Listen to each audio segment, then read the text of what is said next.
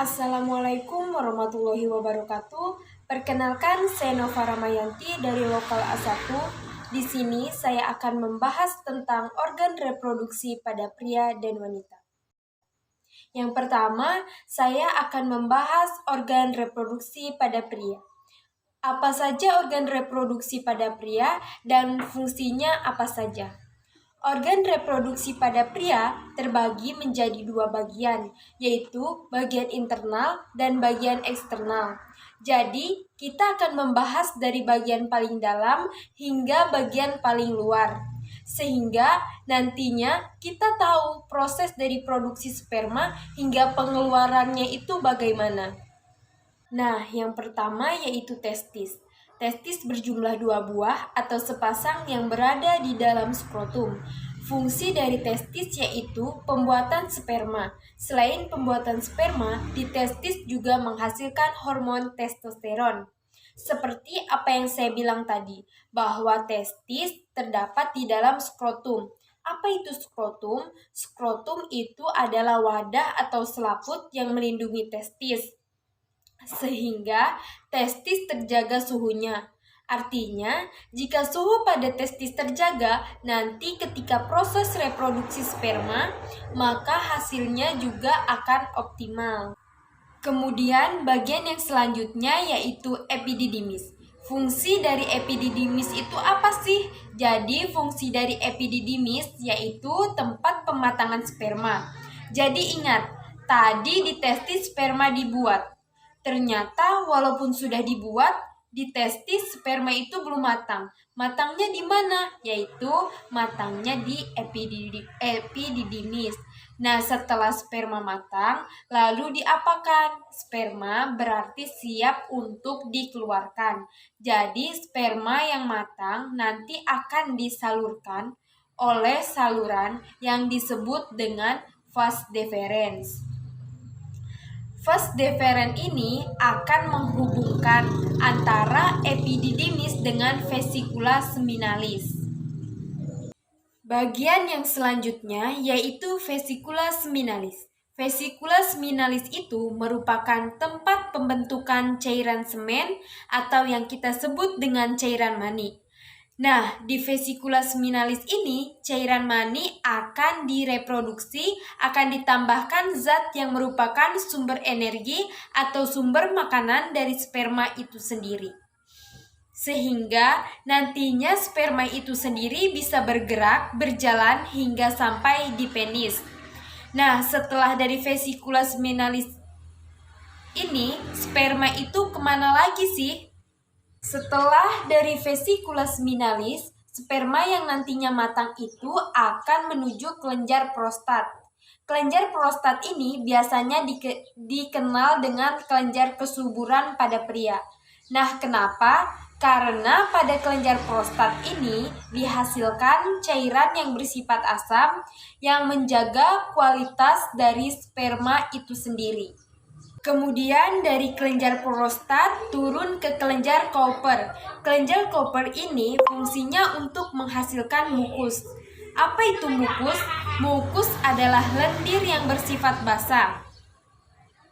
Kemudian kita masuk ke organ yang disebut dengan uretra. Uretra merupakan saluran pengeluaran dari urin atau sisa metabolisme dari ginjal. Uniknya di uretra ini tempat pengeluaran urin dan tempat pengeluaran sperma pada pria. Dan lokasinya sama, jadi sama-sama lewat uretra. Setelah menuju ke uretra, sperma yang sudah siap dikeluarkan itu nanti akan dikeluarkan oleh penis. Penis ini merupakan tempat proses kopulasi. Apa sih kopulasi itu? Kopulasi adalah proses bertemunya alat kelamin pria dan alat kelamin wanita. Saya sudah membahas organ reproduksi pada pria. Selanjutnya, saya akan membahas organ reproduksi pada wanita. Pada organ reproduksi wanita, sama seperti pria, memiliki bagian internal dan bagian eksternal. Kita akan membahas dari bagian paling dalam hingga bagian terluar. Nah, bagian yang pertama yaitu ovarium. Ovarium sendiri terbagi menjadi dua bagian, yaitu ada bagian kanan dan ada bagian kiri. Ovarium ini berfungsi untuk menghasilkan sel telur atau kita kenal dengan ovum. Bagian yang kedua ada yang namanya tuba Fallopi. Maka di tempat inilah terjadinya tempat felistrasi. Apa itu felistrasi? Felistrasi itu adalah proses bertemunya sel sperma dengan sel telur. Kemudian setelah tuba Fallopi ada bagian yang namanya endometrium atau disebut dengan dinding rahim. Endometrium ini merupakan jaringan tempat terjadinya implantasi embrio. Apa sih implantasi embrio?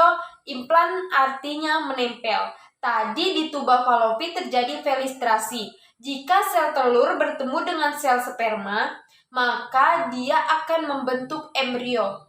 Embrio inilah yang akan menempel pada endometrium atau dinding rahim. Kemudian setelah menempel, embrio tersebut akan berkembang menjadi bayi. Di mana bayi itu berkembang? Yaitu di rahim atau kita sebut dengan uterus. Setelah uterus, apalagi bagiannya? Ada yang disebut dengan serviks atau leher rahim. Serviks berfungsi untuk menghasilkan mukus atau lendir pada wanita. Serviks sendiri juga berfungsi untuk menghubungkan vagina dengan rahim. Kemudian ada bagian yang namanya disebut dengan vagina. Vagina ini merupakan bagian tempat proses kopulasi dan tempat saluran persalinan. Ada juga bagian luar pada wanita, yaitu pulpa. Pulpa terdiri dari beberapa bagian, yaitu yang pertama mons pubis. Mons pubis berfungsi sebagai bantal pada saat kaltus. Yang kedua, labia mayora. Labia mayora berfungsi melindungi organ-organ internal dari sistem reproduksi wanita. Yang ketiga, labia minora. Labia minora merupakan lipatan kulit yang panjang, sempit, terletak di bagian dalam bibir besar atau disebut dengan labia mayora. Yang keempat, vestibulum. Vestibulum merupakan alat reproduksi yang terletak di antara labia minora, klitoris, dan fovum. Yang kelima, perineum. Perineum adalah area yang memanjang dari dasar labia minora ke saluran anus. Yang keenam, kelenjar Bartholin. Kelenjar Bartholin atau disebut juga kelenjar vestibula. Kelenjar ini berada pada tiap sisi di dekat lubang vagina. Yang terakhir yaitu himen. Himen merupakan jaringan yang menjadi lubang vagina yang bersifat rapuh dan mudah robek. Sekian penjelasan dari saya. Jika ada salah kata, mohon dimaafkan. Wassalamualaikum warahmatullahi wabarakatuh.